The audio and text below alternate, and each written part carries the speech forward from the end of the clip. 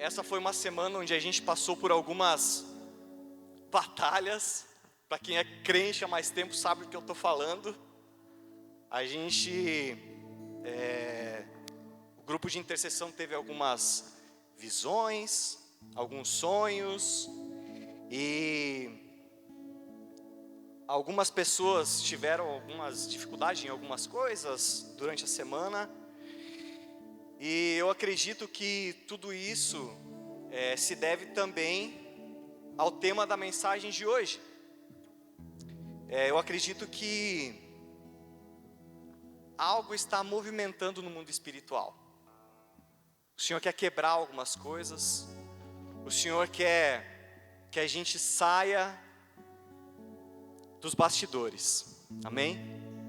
O Senhor quer que a gente saia dos bastidores. Eu creio que Ele quer tirar um fardo das nossas costas nessa noite. Quem está se sentindo assim, meio com fardo? Nos dias de luta. Eu tenho sentido isso. E eu creio que o Senhor quer tirar esse fardo das nossas costas, dos nossos ombros, mas Ele quer trazer o peso da responsabilidade de carregar a nossa cruz.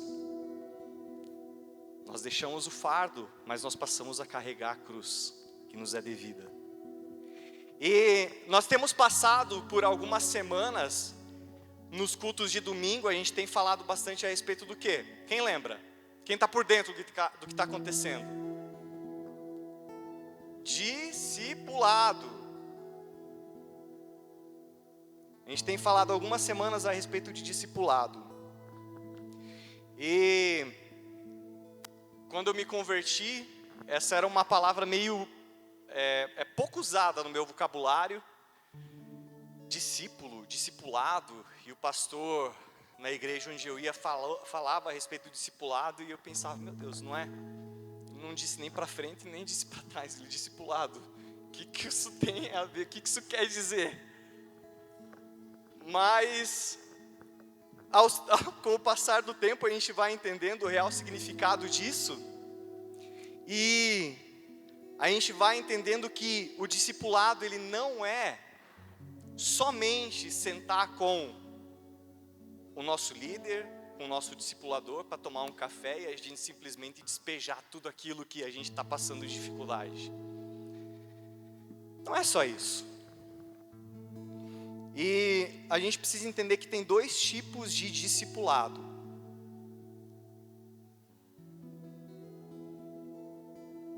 O primeiro deles é o discipulado de seguir a Cristo. Então, nós aceitamos o Senhor como nosso Senhor e Salvador, e a gente entende que existe uma responsabilidade e um encargo de seguir o Senhor. Então, o discipulado, ele se trata de nós não apenas caminharmos como igreja, mas que é principalmente de nós olharmos para o Senhor e seguirmos os passos dele. E tem o outro sentido do discipulado, que é o discipulado de nós fazermos com que outras pessoas também passem a seguir o Senhor Jesus. Vocês estão entendendo?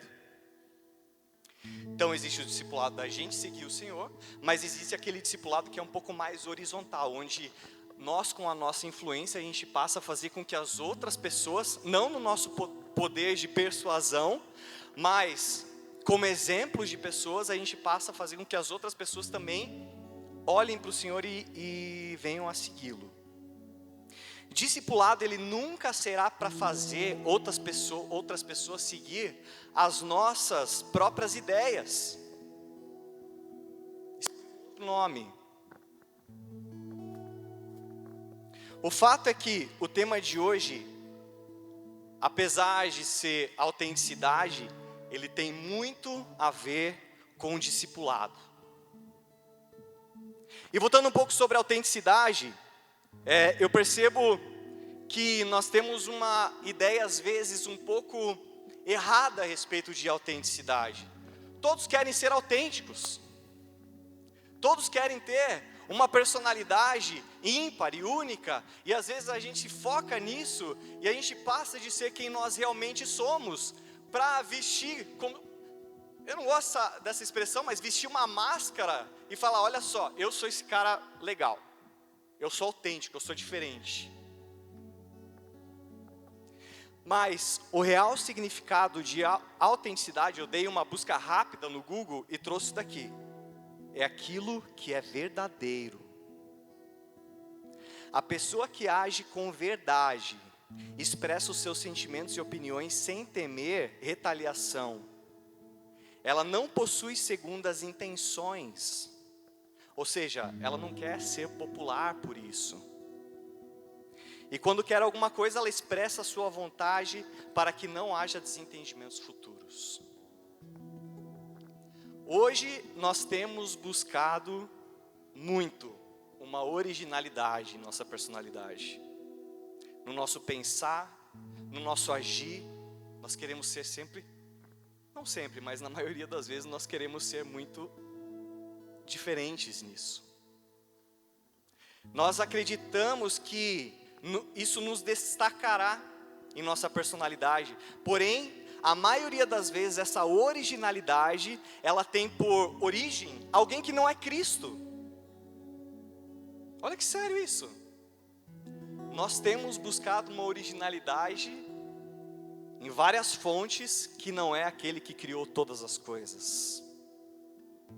Se sondarmos os nossos corações, veremos que a raiz disso é somente querer ser parecido com alguém que a gente olha e fala, olha, esse cara aí é legal, eu queria ser parecido com ele. No meu tempo de adolescência, eu estava no ensino fundamental, e eu tinha um menino que estudava comigo, e eu achava ele muito legal, ele era descoladão assim. Eu usando essas expressões, descoladão, né, acho que revela um pouco... É meio velho isso, mas vamos lá. Esse menino, ele usava muito boné. E eu nunca tive costume de usar boné. Assim, não sei, nunca foi de mim usar boné. E em certo momento ele apareceu na escola com um boné, a aba do boné dele, ele enfiou um monte de taxinha assim. Um monte de taxinha. Enfim, na beira da aba do boné. E eu olhei para aquele menino que eu achava ele legal porque ele se dava bem com todo mundo. Eu pensei, se deu certo com ele, eu vou fazer melhor. Ele colocou taxinha. Eu peguei um boné que estava jogado no meu guarda-roupa e eu coloquei uns pregos desse tamanho assim, aqui atrás da cabeça inteira. Obviamente a minha mãe não viu eu fazendo isso. Coloquei na minha bolsa, fui para a escola. Aí quando eu vi que ninguém olhando, né, ninguém por perto, aquele espinho assim na cabeça. E andando bem faceiro. Em certo momento, alguém só passou a mão naquele boné. Quando eu olhei, era um dos professores. E o boné chegou na mão da diretora, que chamou os meus pais. E eu participei da reunião junto com eles. E minha mãe me questionou na frente da diretora do colégio, naquele episódio. Ela falou alguma coisa assim, mas Felipe, de onde você tirou essa ideia? Aí eu falei, fulano fez isso. Aí eu fiz também. E a minha mãe falou assim, mas você nem usa boné. Você não é aquele menino. Aí é aquela frase que toda mãe usa. Se ele se jogar numa ponte, você vai se jogar também. Mas o fato é que eu olhei para aquele menino que tinha um bom relacionamento com outras pessoas e eu pensei, se deu certo com ele, vai dar certo comigo. Mas não deu certo. Isso serviu de lição para mim. E com o passar do tempo, ainda eu já grande, adulto, estava diante de um discipulado com uma pessoa, era um líder meu, e de tanto tomar café com ele, de tanto conversar com ele, eu passei a falar como ele falava. Só que, gente, eu sou mais eufórico, mais de conversar, agitar, sabe? Eu sou um pouco mais sanguíneo. E essa pessoa, ela era muito calma. E quando falava, Felipe, você precisa pensar assim, ó. Quando você for pego nessa situação, você precisa agir dessa forma. Então eu comecei a falar assim. E eu lembro que a Anne às vezes me questionava. A gente tinha recém conhecido a Anne. Por que você está falando assim? Por que em certos momentos você fala dessa forma? Porque era só nos momentos em que eu me via na posição de ter que aconselhar alguém. Aí eu pensava, opa, o meu discipulador usa esse tom de voz e funciona comigo. Então eu vou usar esse mesmo tom com uma outra pessoa e vai funcionar também. Mas isso não sou eu. Isso não é o que Deus quer que eu seja. Vocês estão entendendo onde eu quero chegar? A autenticidade, ela tem a ver com ser aquilo que fomos criados para ser. Nós fomos criados para ser a imagem e semelhança de quem? De Cristo. Nós fomos criados para seguir a Cristo. Nós fomos criados para fazer o que o Pai quer que a gente faça. A nossa autenticidade, ela só será válida quando for centrada em imitar a Jesus Cristo. Eu quero ler o texto base da mensagem de hoje, está lá em Lucas capítulo 14, versículo 25 ao 33. Quem tiver a Bíblia pode ir abrindo aí para a gente ler.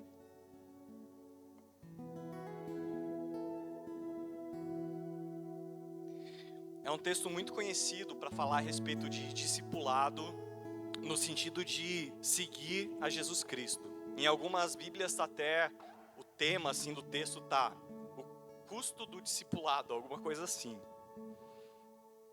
Todos acharam? Posso ler? O texto diz o seguinte: uma grande multidão ia acompanhando Jesus. Este, voltando-se para ela, disse: se alguém vem a mim e ama o seu pai, sua mãe, sua mulher, seus filhos, seus irmãos e irmãs, e até a sua própria vida, mais do que a mim, esse vai ser o meu discípulo. É isso que está escrito aí? Não está escrito isso, está falado. Está falado não. Jesus disse o seguinte: esse não pode ser o meu discípulo. E aquele que não carrega a sua cruz e não me segue, esse pode ser o meu discípulo. É isso que está escrito aí? Está escrito que esse também não pode ser o discípulo de Jesus. Qual de vocês, se quiser construir uma torre, primeiro não se assenta e calcula o preço, para ver se tem dinheiro suficiente para completá-la? Pois, se lançar o alicerce e não for capaz de terminá-la, todos os que virem rirão dele dizendo: este homem começou a construir e não foi capaz de terminar essa obra.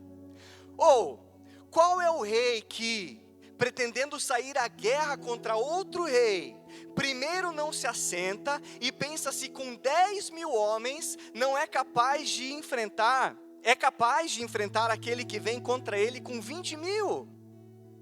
Se não for capaz, enviará uma delegação, enquanto o outro ainda está longe, e pedirá um acordo de paz. Da mesma forma, qualquer um de vocês que não renunciar o que possui, não pode ser o meu discípulo. Qualquer de vocês que não renunciar tudo o que possui, não pode ser o meu discípulo. A mensagem de hoje, ela foi preparada em cima de um livro, que é a Bíblia, mas eu usei um outro livro de referência, que caiu como uma bomba no meu coração. Eu indico esse livro para todo mundo que eu conheço. O Henry leu, ele sabe o que eu estou falando.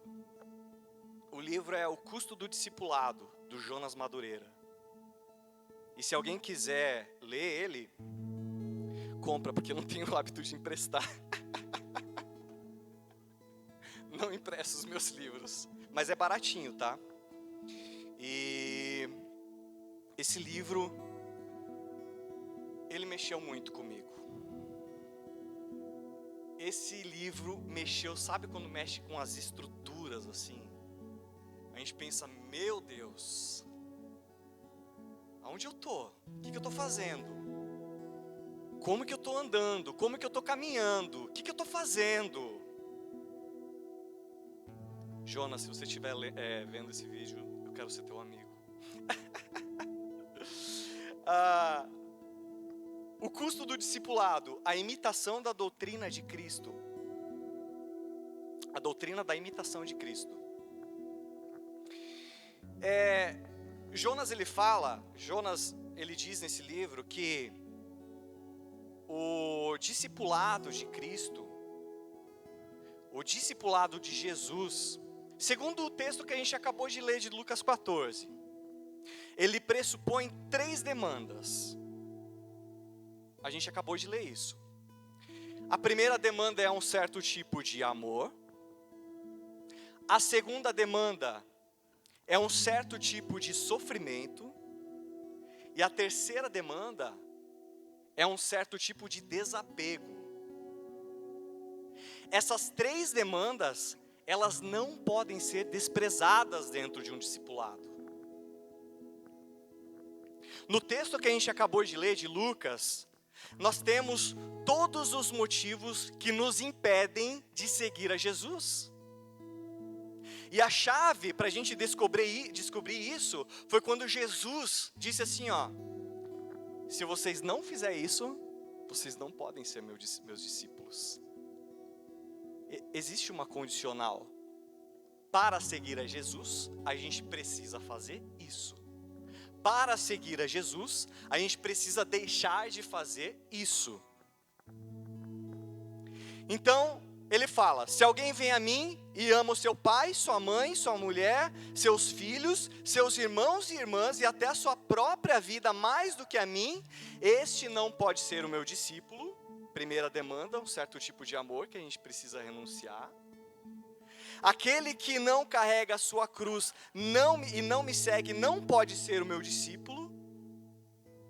Eu não sei vocês, mas eu imagino que carregar uma cruz não seja algo fácil. Não deve ser fácil carregar uma cruz. Ela é pesada.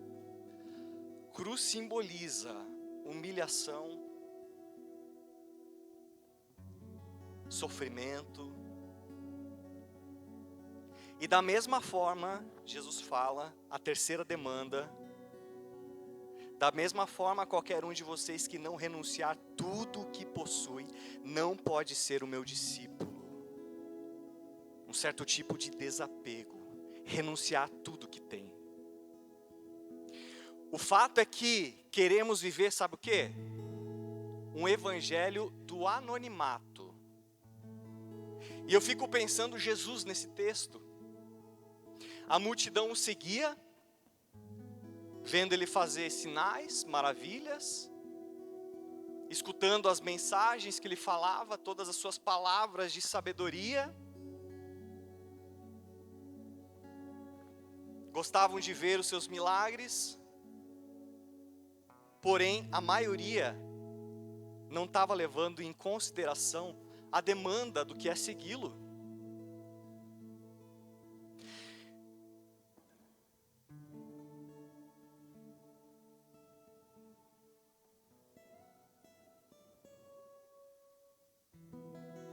Aí Jesus, cheio de ver tantas pessoas seguindo ele só pelo que ele podia fazer, e não por quem ele era, mas porque ele estava, pelo que ele estava fazendo e pelas coisas que ele falava, não pelo que ele era, o Filho de Deus. Ele, farto de tudo isso, ele olha para a multidão, ele se vira e ele fala: ei, Vocês têm realmente certeza do que estão fazendo ao querer me seguir? Aí ele começa: se você quiser me seguir e amar mais a sua esposa, seus filhos e seus amigos, e amar mais o seu trabalho, e amar mais qualquer outra coisa que não seja eu, você não pode ser meu discípulo. Se você ama seus pais mais do que a mim, você não pode ser o meu discípulo. Será que todos os que seguiam Jesus eram realmente discípulos dele?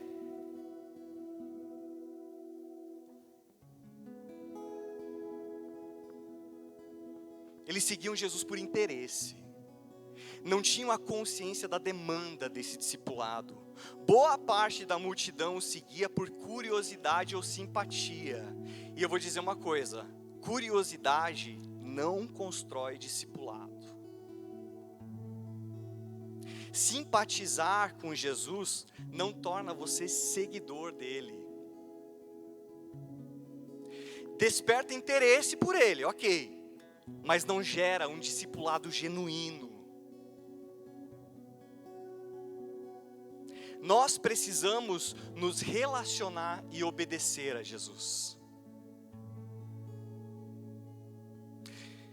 Gente, olha só o que o Jonas fala nesse livro. Ele diz assim, presta atenção nisso. É muito forte. É muito forte. Se o seguidor não é consciente das demandas do discipulado, então não é capaz de avaliar adequadamente o seu custo. Por conseguinte, o seguidor terá dificuldade em seguir Jesus consciente do verdadeiro discipulado. A necessidade da consciência do custo do discipulado é a razão da exortação de Jesus. As pessoas não estavam tendo noção do que elas estavam fazendo. Por isso Jesus trouxe elas para a realidade. Jesus, ele não quer ser um youtuber famoso. Ah, galera, vamos aprender aqui hoje como é multiplicar os pães. Nesse vídeo nós aprenderemos a fazer uma slime de vinho. Não existe essas coisas. Ele não tem o menor interesse de público. Ele quer pessoas comprometidas com a sua palavra. Ele quer pessoas comprometidas com um relacionamento com Ele.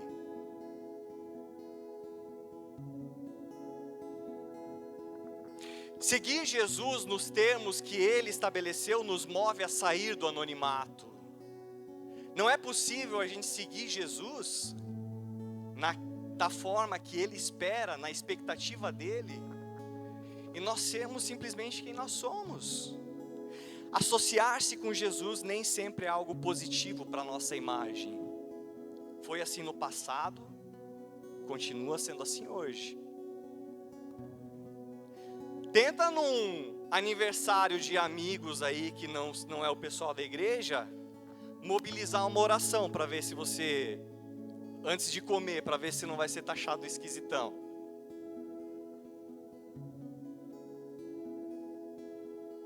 A escolha de seguir a Cristo sempre nos levará a perder algo para ganhar outra coisa que terá ainda mais valor. Paulo fala isso. 2 Coríntios, ele diz: pois, por isso não desanimamos, embora exteriormente estejamos a desgastar-nos, interiormente estamos sendo renovados dia após dia. Pois os nossos sofrimentos leves e momentâneos estão produzindo para nós uma glória que é eterna. Por isso, assim fixamos nossos olhos não no que se vê, mas no que não se vê. Porque o que se vê é transitório, já vai passar. As coisas que a gente pode ver aqui já vão passar. Mas o que não se vê, essas coisas sim são eternas.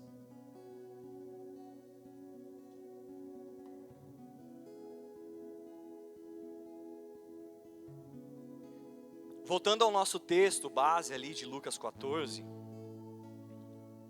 quero dizer, todas as decisões geram um custo. qualquer decisão que a gente toma na nossa vida nos acarreta um custo. Vamos supor o casamento. Para quem quer casar aí.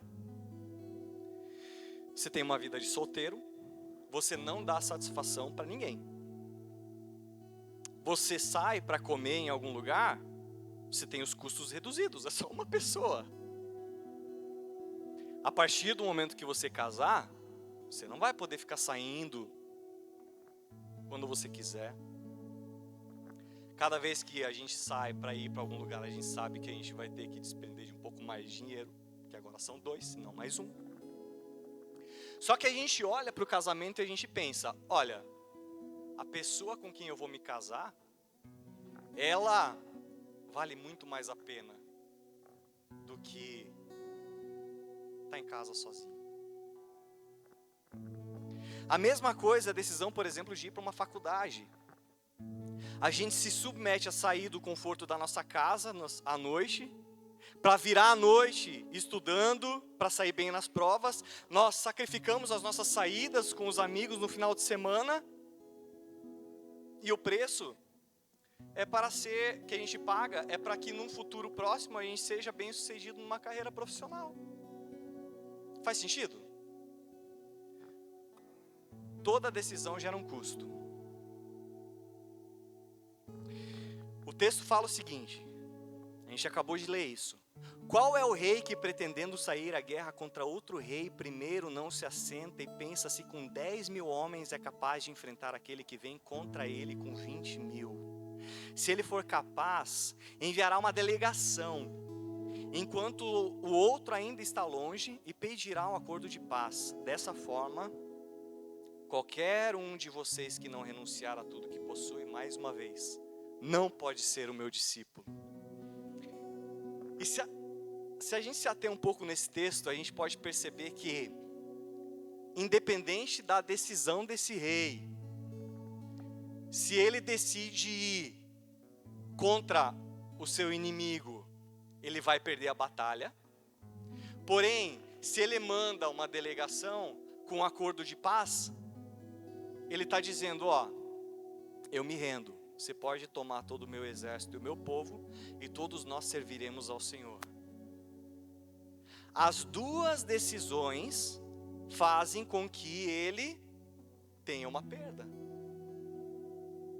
Ele decidiu perder o domínio, entendendo que a sua vida era mais importante que o poder de governar. Será que no discipulado não é a mesma coisa? Decidimos perder o domínio das nossas próprias vidas, crendo que se nos rendermos a Jesus, teremos então a vida eterna. O nosso sacrifício não é em vão. Seguir Jesus não é em vão. Todo esse movimento que a gente faz sábado à noite, nosso dia a dia, levantar cedo, se encontrar com o Senhor, ler a Bíblia, fazer um tempo de jejum, onde a gente sente na carne. Essas coisas não são em vão. Ser humilhado por alguém, porque de alguma forma essa pessoa entendeu que você segue a Jesus e ela não gosta disso, não é em vão.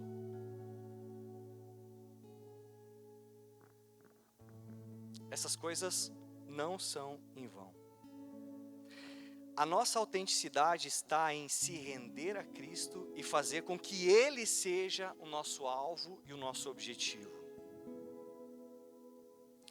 Isso na realidade não é nem ser autêntico, é ser a imitação de Cristo. Não há autenticidade nisso. Nós olhamos para Cristo como modelo e a gente fala, eu quero ser parecido com o Senhor. E é aí que o calo aperta, sabe por quê? Pois o mundo fala lá fora que se a gente imita alguém, nós não passamos de alguém sem personalidade. E esse é o fardo que o Senhor quer tirar das nossas costas hoje. Mas ao seguir e imitar a Cristo, estamos nos parecendo com Ele, aquele que criou todas as coisas. Ele nos criou para sermos a sua imagem e semelhança. Dessa forma, entramos no nosso real propósito e identidade. A autenticidade do discípulo de Cristo está em não querer ser autêntico. É um paradoxo. Tim Keller, ele fala o seguinte a respeito disso. A pessoa verdadeiramente humilde não é aquela que se odeia ou se ama, e sim a que tem a humildade do Evangelho. É uma pessoa que esquece a si mesma e cujo ego dela é igual aos seus dedos do pé. Eles simplesmente exercem a sua função e não imploram por atenção. Os dedos simplesmente trabalham. O ego, da mesma forma, simplesmente trabalha. E nem o ego e nem os dedos chamam atenção para si mesmos. Precisamos imitar a Jesus e resistir à tentação de ser autênticos. Não existe espaço para originalidade quando a gente segue Jesus. Basta ao discípulo ser como seu mestre. É o que a palavra diz. Porque nos encontramos diante de uma geração que não quer imitá-lo, ou que resiste tanto a isso. Fala, Senhor, eu quero ser parecido com o Senhor, mas quando é pego em uma situação, onde, como eu falei agora há pouco, o calo aperta, reage de várias outras formas, menos como Jesus agiu nas situações que ele foi pego também.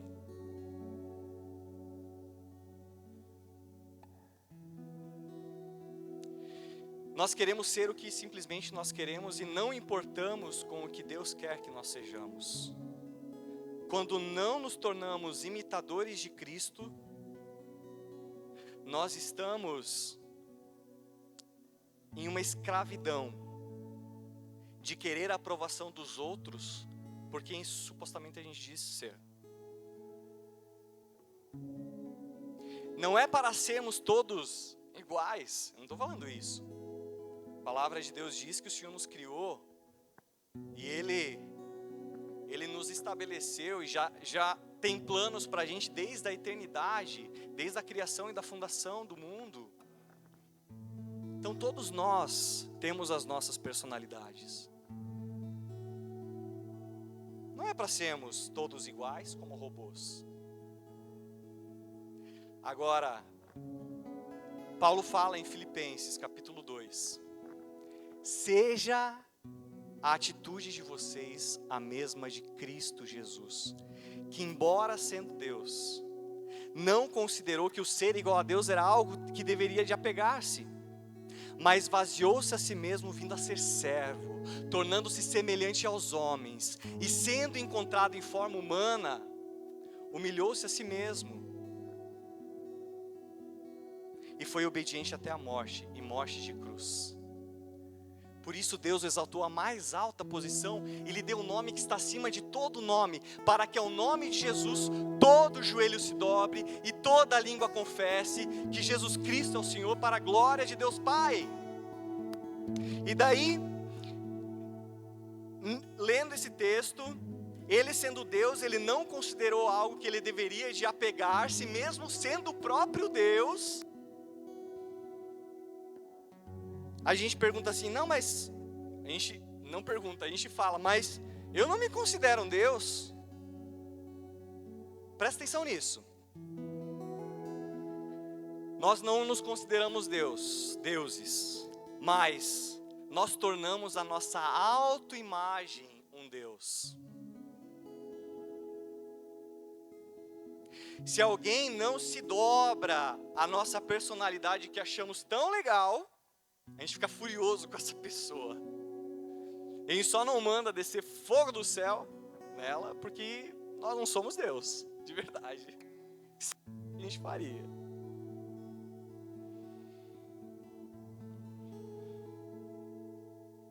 Na verdade, o que Deus quer e fala é para que nós venhamos a tomarmos a nossa cruz e segui-lo, ao lugar de morte da nossa vontade e do nosso eu, para que a vontade dele seja evidenciada.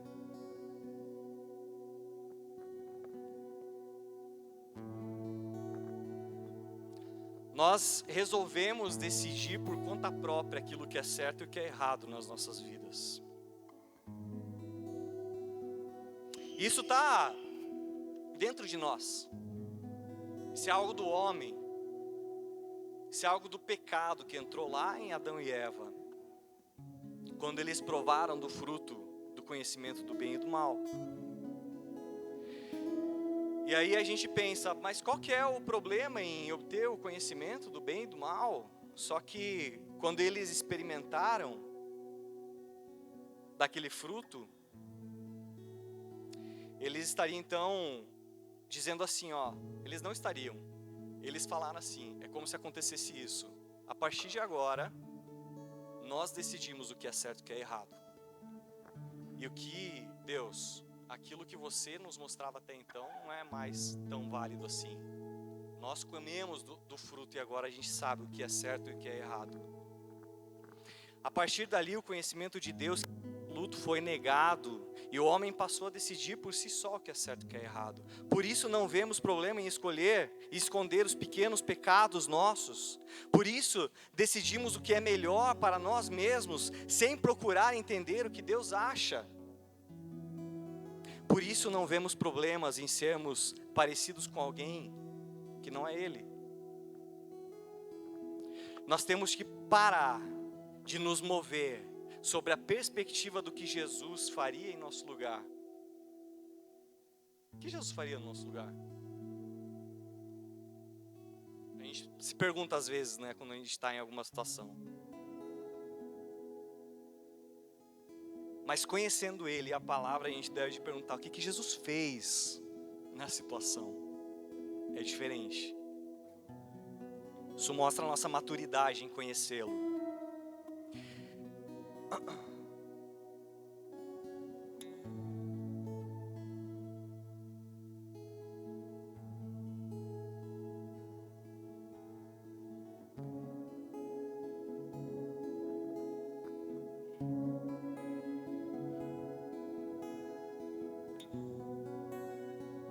Se nós realmente fomos salvos, a gente precisa demonstrar com ação aquilo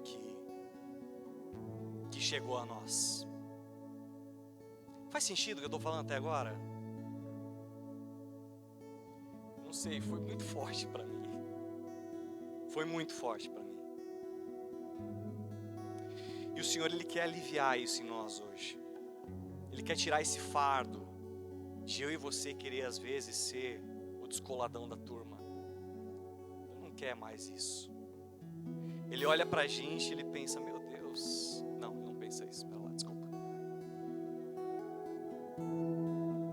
Ele pensa, meu eu. O que você está fazendo?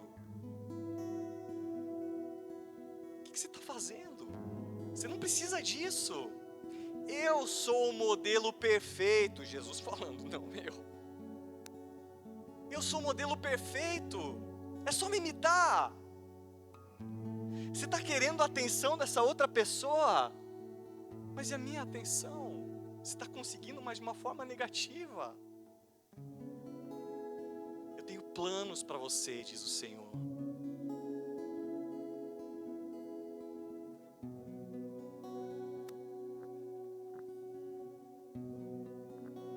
O livro de Filipenses, Paulo fala o seguinte: ponham em ação a salvação de vocês com temor e tremor, pois é Deus quem efetua em vocês tanto querer quanto realizar de acordo com a boa vontade dEle. Façam tudo sem queixas nem discussões. Façam tudo sem queixas nem discussões, para que venham a tornar-se puros e irrepreensíveis, filhos de Deus inculpáveis no meio de uma geração corrompida e depravada, na qual vocês brilham como estrelas no universo, retendo firmemente a palavra da vida. Assim, no dia de Cristo, eu me orgulharei de não ter corrido e nem me esforçado inutilmente. Se fomos realmente salvos, precisamos demonstrar com ações e atitudes que somos seguidores do Mestre.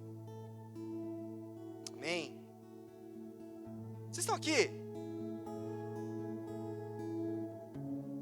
O apelo hoje, vocês podem se colocar de pé, a banda pode subir.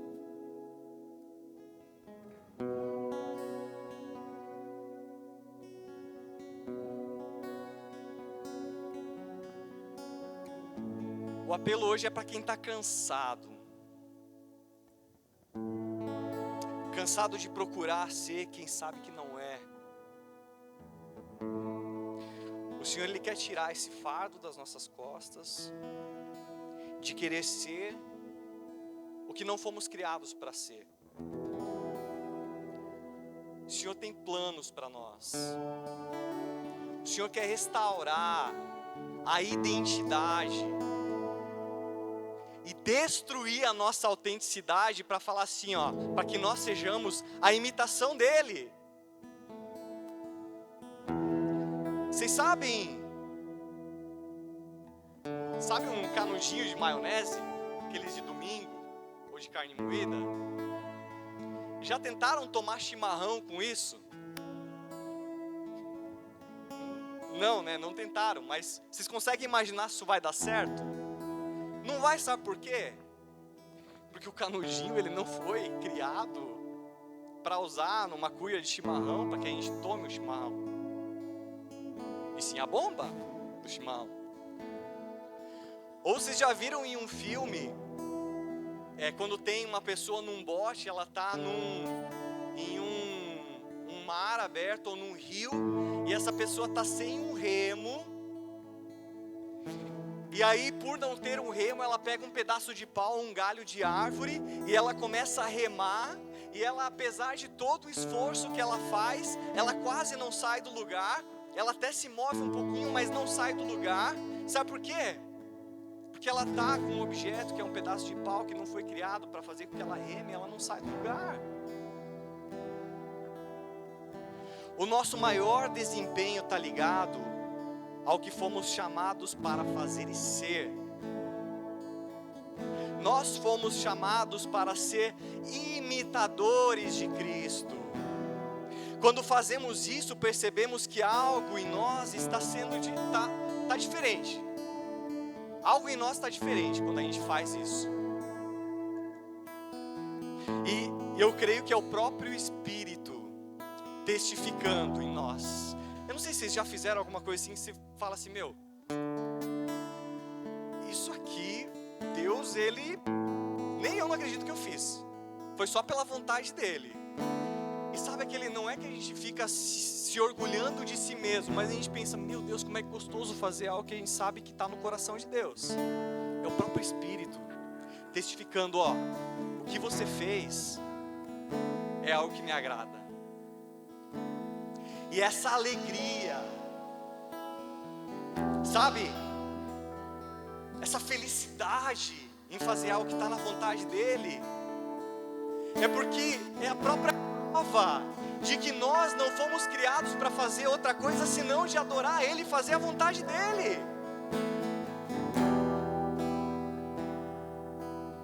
O Senhor quer tirar a nossa autenticidade humana e construída por nós mesmos, e nos trazer um batismo de entendimento sobre o discipulado. Ele quer que nós sejamos os seus imitadores.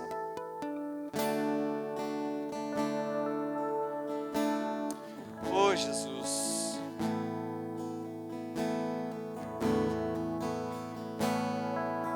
Feche os seus olhos, comece a adorar o Senhor.